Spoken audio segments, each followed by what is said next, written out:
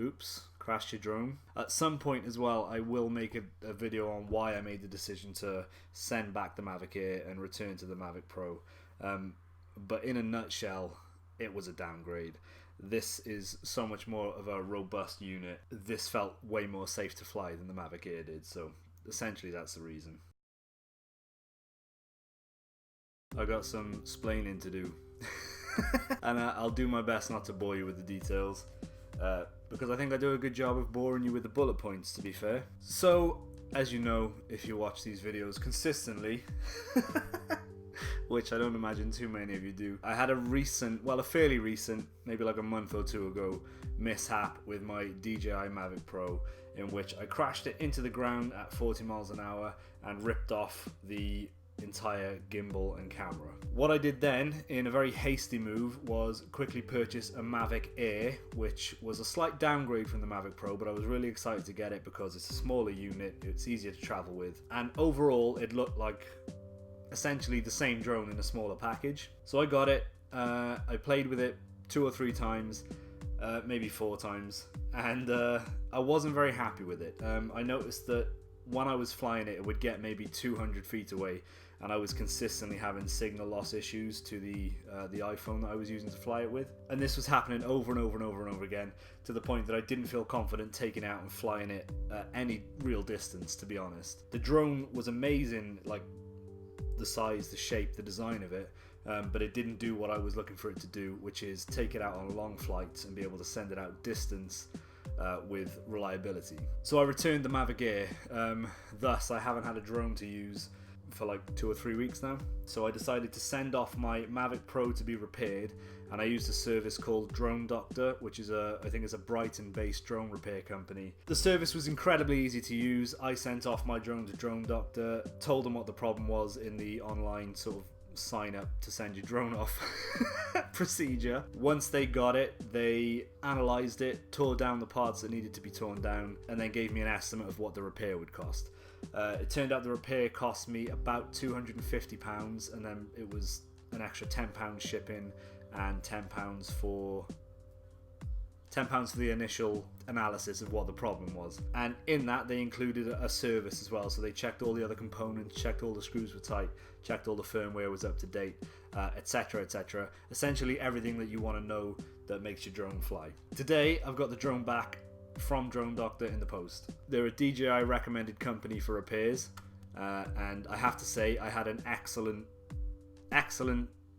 process. It was great. They were very helpful. There's a handy messaging system so you can check the status of your repair. You can check how much it costs. You can ask them essentially any question about the drone or the repair and process, and they'll get back to you in a really timely manner.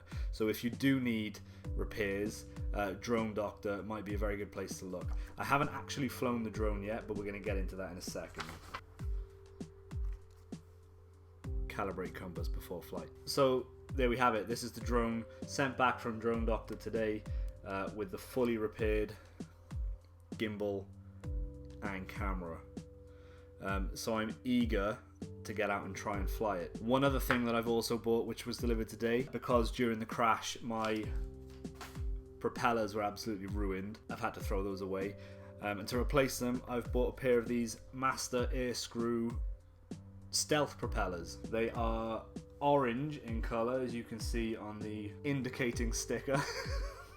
God, it's hard to be interesting. Orange in colour, as you can see on the indicating sticker there. What they're supposed to do is make the MAVIC Pro fly quieter and also increase the flight time per battery. I thought I'd give them a try. They were £22 on Amazon, I think. I thought I'd give them a try due to the claims of upgraded flight time.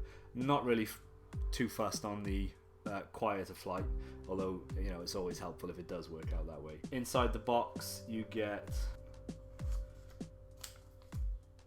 safety instructions. I should probably read those considering I did crash the drone not so long ago.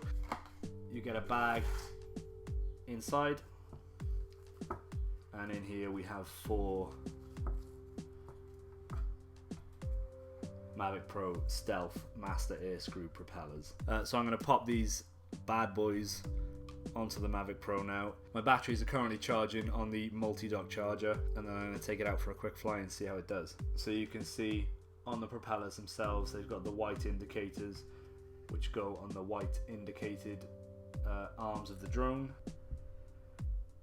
You have to make sure that you put the correct propeller on the correct arm of the drone, otherwise you'll get all sorts of problems. I haven't tried out what happens if you don't put them on the right arm, but that seems like a silly test to do, which I'm not really keen on experimenting with at the moment, considering I've just got the drone back in full working order. Alright, and there you have it, a complete drone again. These orange propellers are a lot thicker than the standard MAVIC Pro propellers, but apparently they're way more efficient and quieter, so we're going to see how I get on with them. I don't necessarily like the colour, but I'm thinking it might be handy to make it more easy to see if I'm flying in the air. If you've got a bright orange colour as opposed to a dull grey, perhaps it'll stand out more. So yeah, there we go, I've got my drone back.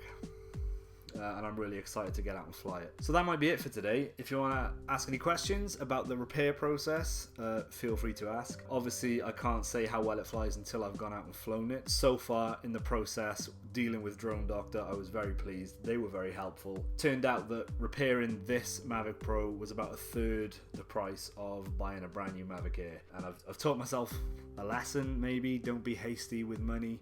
I should not have gone ahead and bought the MAVIC Air on a whim. I did really want it, and I did do some research into it before I purchased it, but having used it, it just wasn't as reliable as the MAVIC Pro was, so I'm really glad I've got this back, and just in time for my holiday in France at the end of August. Thank you for watching. I am trying to grow this channel. As always, please consider liking, subscribing and sharing with anyone you might think will find this interesting. That's a slim chance, I understand. Have a wonderful weekend. Summer's coming. Get out, fly your drones, have a blast. Don't crash it into the ground at 40 miles an hour, because you'll cost yourself a hell of a lot of money and a hell of a lot of time having to sort it out. But if you do crash it into the ground at 40 miles per hour, go to www.dronedoctor.co.uk. I'll check on that. www.dronedoctor.co.uk. The Drone Doctor will see you now. Have a great weekend. Fly safe.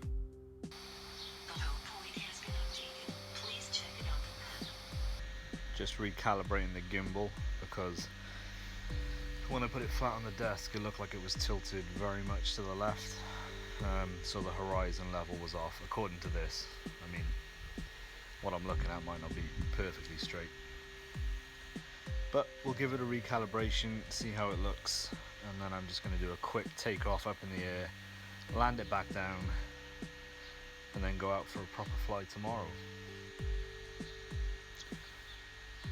Yeah, see, it's not quite perfect. The home point has been updated. Please check it on the map.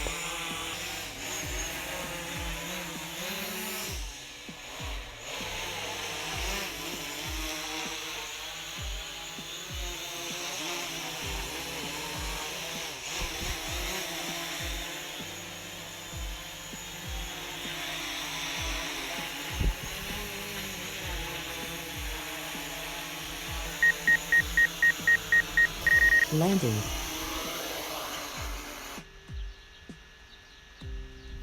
Alright, so first test, the drone's flying. The propellers do seem to give it a slightly quieter feel about the way that it flies. One issue I am having, but I'm not sure whether I just need to calibrate the gimbal a bit better, but it seems to be a little jerky. Instead of being a smooth transition from top to bottom, it seems to be going tick, tick, tick, tick, tick, tick, tick, tick, tick. So what I'm going to do now is go into my gimbal settings, advanced settings. I'm going to put the pitch speed down to 20, pitch smoothness up to 24, see if that makes a difference.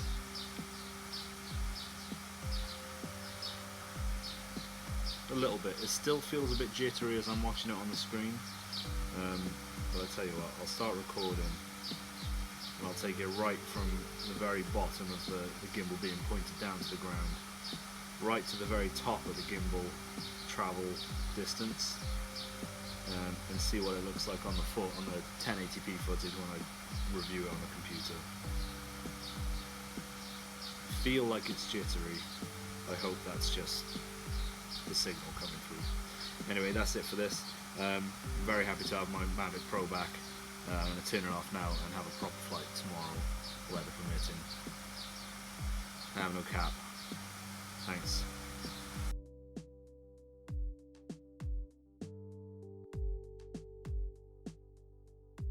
You can send it back because I saved that wrapping.